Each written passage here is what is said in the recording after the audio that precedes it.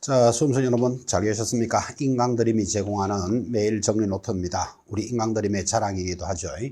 이 지문 빈칸 문제는 법조문으로 구성되어 있는 내용도 있고 또 내용 자체가 중요한 내용들을 연결이 되어 있습니다. 그래서 여러분들 문제를 보실 때 예를 들어서 뭐 있다 없다를 아니다 이렇게 해도 관계는 없죠. 그래서 꼭 정답이 뭐 중요한 건 아니고 내용을 파악하는 데 의미를 갖췄습니다. 자, 1번부터 갑니다. 무엇을 갖춘 주택 임차인은 계약 기간 중 주택의 소유자가 변경되는 경우에도 임차권을 주장할 수 있다. 정확하게 답은 대항력이죠. 그래서 주택 임대차에 있어서 이사와 전입 신고를 갖추면 그 다음 날부터 대항할 수 있고, 대항력은 주택의 소유자가 변경되더라도 임차권을 주장하는 권리, 아주 중요한 권리입니다.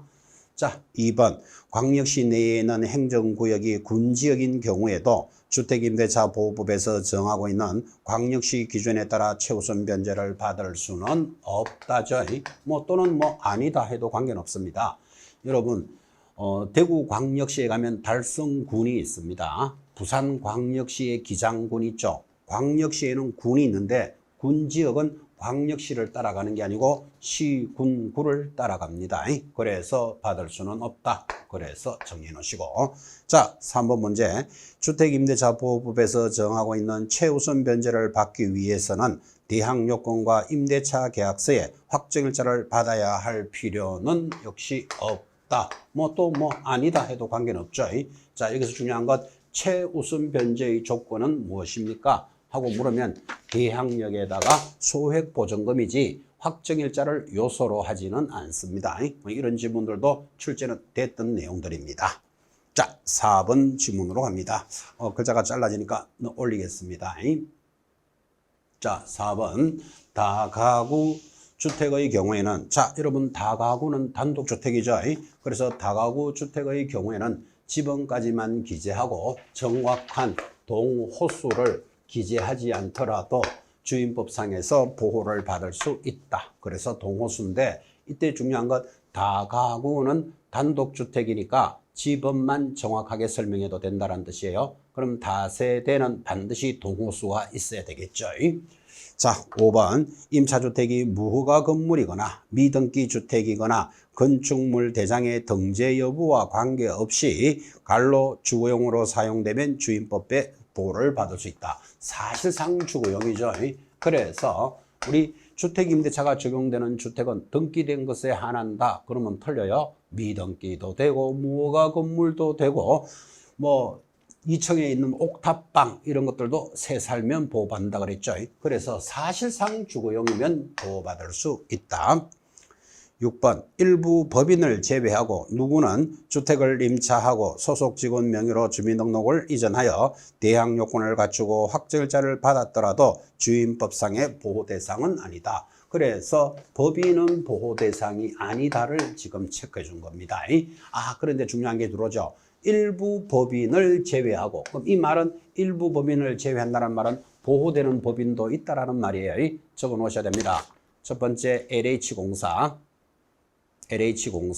지방공사, 중소기업은 법인으로서 주택임대차 대상이 됩니다. 그래서 기본적으로 법인은 주임법의 보호를 못 받지만 가능한 법인도 세 가지가 있다는 것 기억합니다.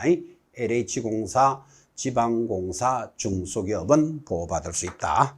7번 임대차 계약서상 확정일자를 받기 위해서는 누구의 동의가 필요 없다? 당연히 임대인의 동의가 필요 없죠.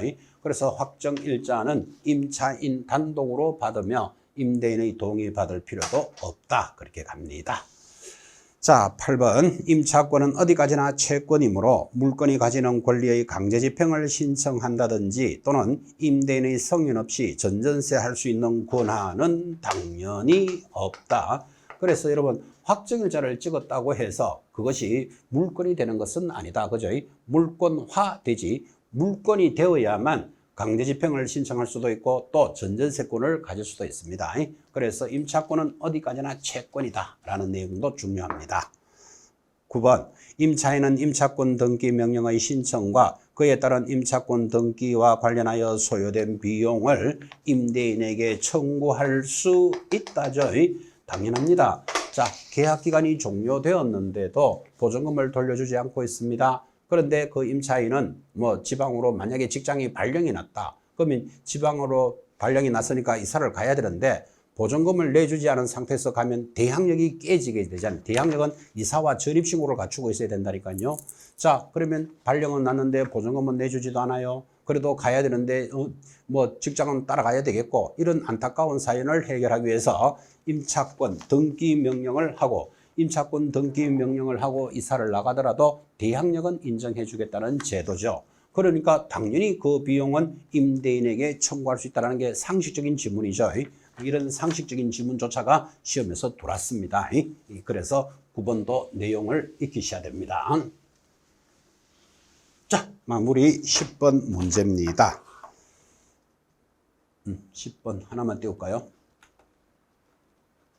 10번 소액 임차인으로서 임대차 계약을 체결하더라도 담보권자와의 관계에서는 주택임대차보호법의 무엇에 의할 경우 소액 임차인에 해당되지 않는 경우도 있다. 그래서 주택임대차의 종전 기준에 의할 경우에는 소액 임차인에 해당되지 않을 수 있는데, 이 말이죠. 자, 지금 서울에서는 1억 5천이면 6,500만 원까지 최우선 변제를 받을 수 있는데, 이 집이 종전에 만약에 저당권이 설정되어 있다면 종전의 기준을 따라가니까 지금 소액 임차인에 해당되더라도 해당되지 않는 경우가 있다. 이게 최우선 변제에 있어서는 제일 중요한 문제입니다.